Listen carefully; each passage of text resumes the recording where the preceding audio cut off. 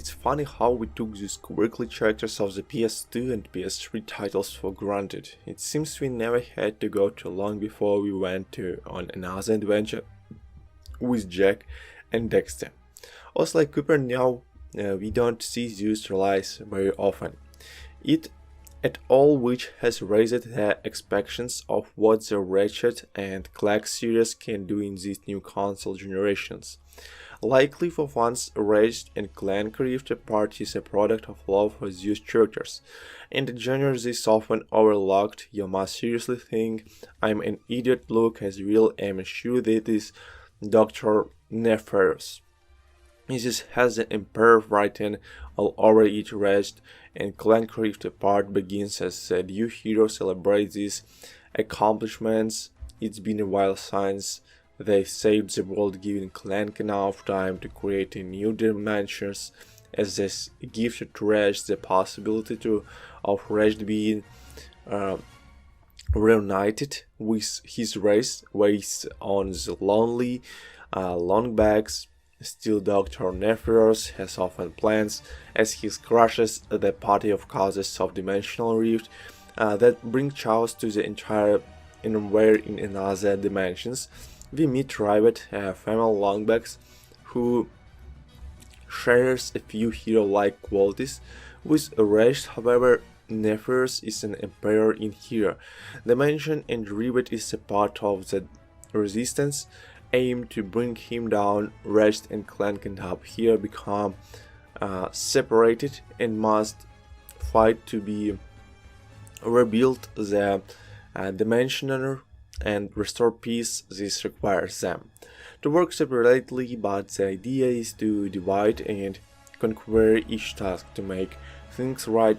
Ratchet is a really cool character. During gameplay you will be able to play as either of the longbacks characters, but sadly they don't control any differently. It's not like Ratchet, he's a movist that Ratchet doesn't have any. They even share guns and upgrades. For example, I acquired booster shoes as Ratchet, but the Ratchet also had them on the other side of the universe.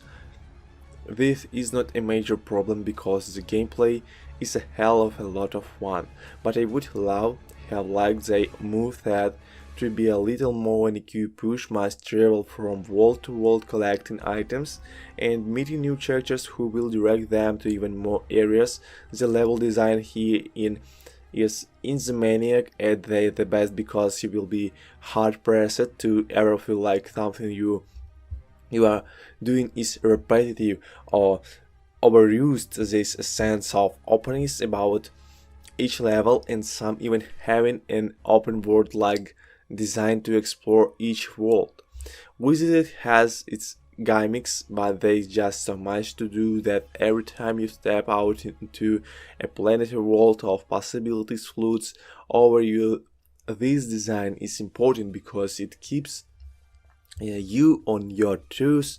I was always ready for a fight at a moment's notice, but there are times when platforming sections of minigame type missions are needed to progress.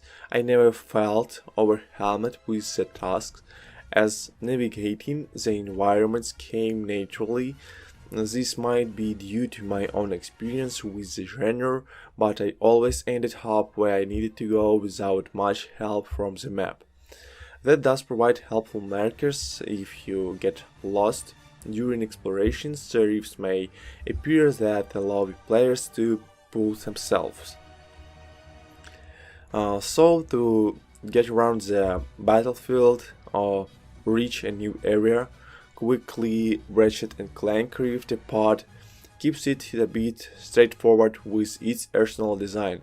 The weapons get outlashed, trust me, but they are each practical in their own way. Using a weapon will increase its level and allow for more upgrades. Used from crystals found throughout the stages, it's a non-intrusive way to show growth and keep you open-eyed for any secret areas within the levels.